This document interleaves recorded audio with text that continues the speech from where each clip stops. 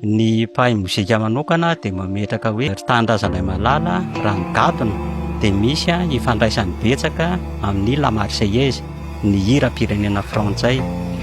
Tanindrazanay malala o, allons enfants de la patrie, izay anisany hoe nampirona an'ilay safidy nakany amin'ny tanindrazanay malala, satria ilay hira iray Zanahary Otaio ny tanindrazanay, dia Rangadona dia misy ifandraisany betsaka amin'ny hira-pirenena anglisy God Save the Queen.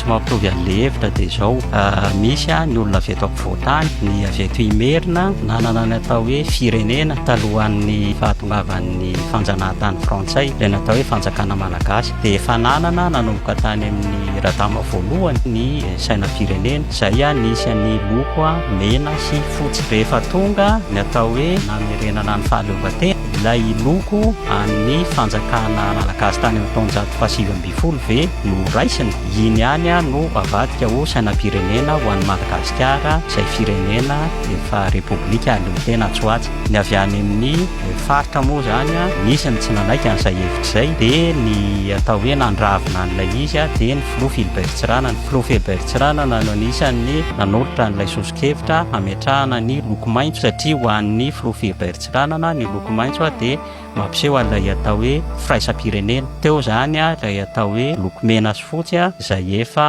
ny fanjakana malagasy tany amin'ny taonjato faha sivy amby folo, dia nampiana an'ilay loko maitso napetraka hoe mariky ny firaisam-pirenena ao anatin'io repoblika malagasy io.